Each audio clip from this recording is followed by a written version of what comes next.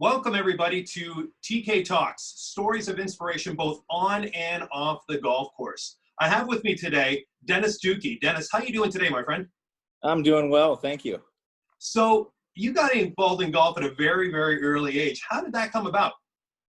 Well, my dad actually worked at a local country club while he was attending Sacramento State University, and that was just a job, and that's where he was first exposed to golf. And I was about 4 years old at that time.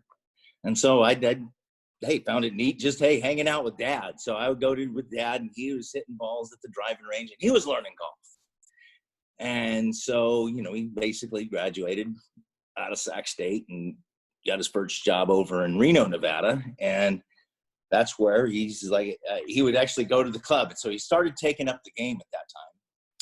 And he gave me a 9-iron, an old 9-iron, and then cut it all, it had the old slippery grip. And you used a hacksaw, cut it off, tapped down, the little metal edges with a hammer, and then put electrical tape over it. Still cut me, but I was out in the yard hitting and just kind of learned. It's like, hey, hit the ball with the club. And it's funny how your muscle memory develops things when you start at such an early age like that. And so just learning how to just hit the ball and hit around the yard, and I had fun with it. And then as I got older, I got my first set of junior clubs when I was about I think I was about 8 years old. And at that time, we'd moved back to the community where we had grown up and the rest of all the family was, Weed, California. And there was a local 9-hole course there.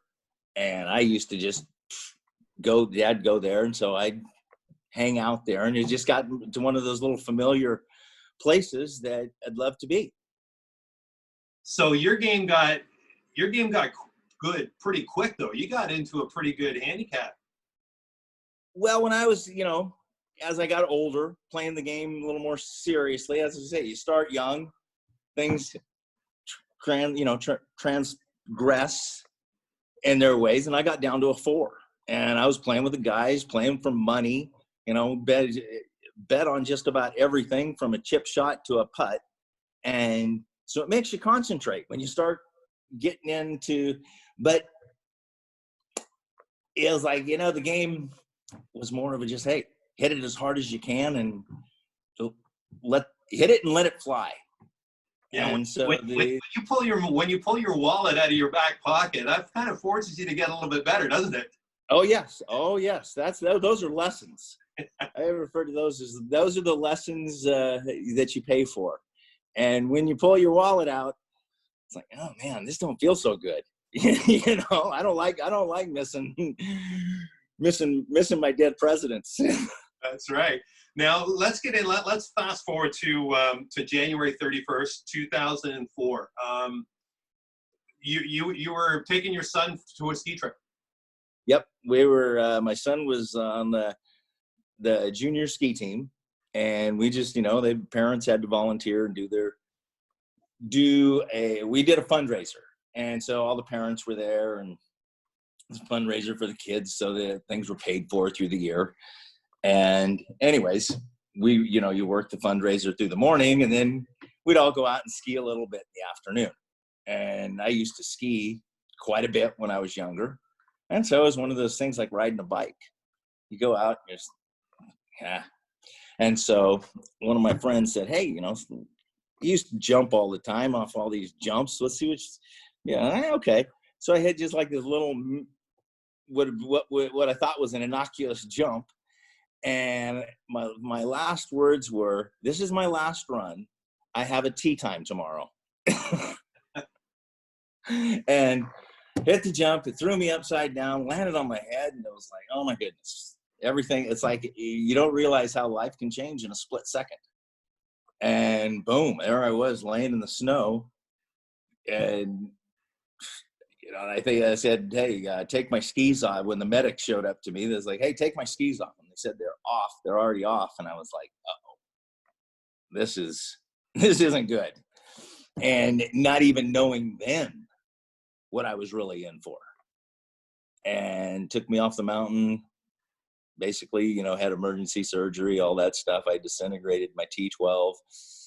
Was told that I would probably never walk again. That was one of those things that's like, that's a hard thing to take. And you just, so you put everything in. I had leg braces afterwards, and I tried to stay walking and doing, you know, struggling what I could. And oh boy, just how everything changes. I ended up with a bone infection and from a pressure sore that, you know, you don't really know how to take care of yourself or take care of things when, and it was like, man, it's like you're just going downhill and you're like wondering where the heck is my life going at this point.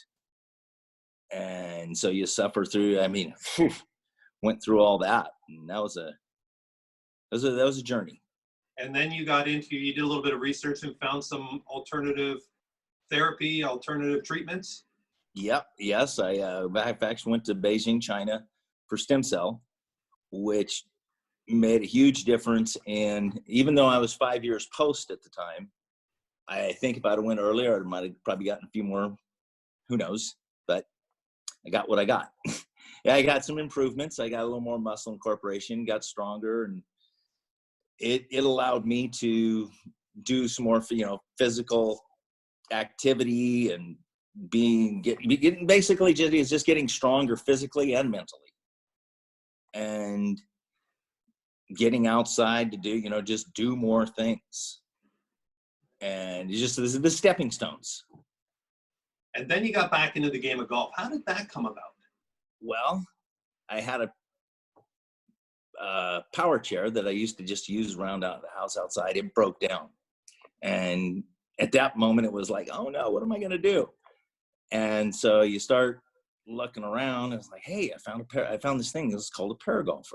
And it was, you know, Stand Up and Play Foundation with Anthony Netto. Called him and kind of hit it off in a just conversation. He's a pretty, you know, one of those kind of guys, you know, he knows your situation, he knows what you're dealing with. And so he knows, like, he's listened, he's heard the story before. And anyways, made that trip down to San Diego to see, you know, try out a paragolfer. And from that point on, it was just like a whole new life opened up again. So how was it getting back into the game? You know, you were a 4 handicap, then like, you know, picking up humbling. Picking up the golf for the first time. It was humbling because you can't hit the ball as far. You're not making the same contact. You think, oh my goodness, you're just going to make that swing, the same kind of swing, but the mechanics are all different in being fixed from the waist down and going through that swing. So it's like learning everything all over again. And hey, from being fairly proficient at golf, it's very frustrating. Right. And it takes a while to find, but you know, in the one thing, it's like I started out probably in the high 30s as far as when I got my handicap, a golfing handicap again. And you just learn from trial and error. Nobody can, and I had different guys try along the way trying to tell me, it's like, no, it's like, you can turn your hips. I can't turn my hips. And so just like I say, it took a lot of, you know, the trial and error. And as you learn, where it's like, okay, I'm hitting everything off the toe. Well, let me start lining up a little more off the heel, where I used to, you know, everything before my injury was off the toe and you're swinging out and catching it. Now it's like, I got to go. It's an opposite. Right. So what has the game of golf given you now since you've got it back? You've got over that frustration curve. You started to get a little bit better playing the game, but what has golf given you outside of that? It's given me and my son our relationship back. And I went through a bad divorce, and, you know, and that's where the kids get in the middle of a bad situation, and it strained our relationship in a big way. And when I started playing golf again, it gave us something to do together. And he actually took the game back up, took lessons, went out, bought clubs for himself. And after I played Anthony Netto, he took me to a disabled golf tournament. And it was the first one that ever had like a wheelchair division. And I met people like I said, that's where I really met all these people and realized, hey, you're, it's like, hey, I'm just one of the guys, right? And it was kind of like, I don't know, being a deer in headlights, because you're new and you're just seeing everybody. And it was at Pumpkin Ridge, right, where we had the first tournament. And now it's like I've been all over the world. I've been to Spain playing in the wheelchair event over there, in U.S. Disabled Open Championship on the East Coast last year, and Canadian Disabled Open. So it's like you're meeting all these people, and it gives you an avenue of being able to travel and, do the things that you once loved before. And so it's like everything's opened back up. So they've become almost like your family to you again. You're seeing. It is. It's a second family, and it's given me the avenue of getting that relationship with my son and I back together, which is the most important of everything to me, to see how it has really changed the dynamic of how we interact today. Because it's so much more, like I say, it's just so much more relaxed atmosphere, that when we talk, it's not just golf, but there is always golf that we do talk about. And now it's with this COVID, all this crazy stuff. His courses are closed around him. My course is still open, but right now I'm nursing a little injury that trying to get better. So I said to stay. That's God's way of keeping me out of trouble. That's right. So who's winning on the guy? Do you have a little bit of monetary gains going on between you and your son, or what's going on? No, not really monetary games with me and my son. We just have like the challenge. Yeah. Maybe for like a Coke at the end.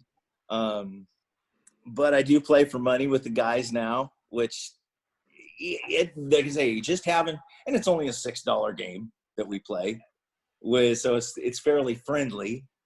But yet, just having something on the line that you might have to dig in and pull the money out of your wallet, it just makes you, like I say, have a little extra concentration. So golf has really helped you in the recovery process. It's given you, a second chance in life again. Oh, absolutely. My dad still golfs, so I'm able to go out and play golf with my dad. And when my son comes up, we go out, and you don't have to think about what you're going to do. When I wake up, usually it's like, hey, I'm going to the golf course. And, it's like, what am I going to do in the afternoon then? There's my, different challenges, but it was like, man, it's so much fun getting back out with the guys, and the things we take for granted and when they actually mean more now. And the game is more fun, even though, hey, when you do something bad, it's easier to laugh and just go, you know what, next shot. It's a great attitude, and what I'm kind of hearing is it seems like you're enjoying the game more being at a 15, maybe a little bit compared to being at a 4. Oh, I look, it's like, hey, just getting to where I'm at now is like, oh my God, is a huge accomplishment. And so, yes, I am, I'm just ecstatic every time I get to go out and play, and just being out in the sunshine, the great weather. You're outside, you're usually, with good people, and what else? What more can you ask for?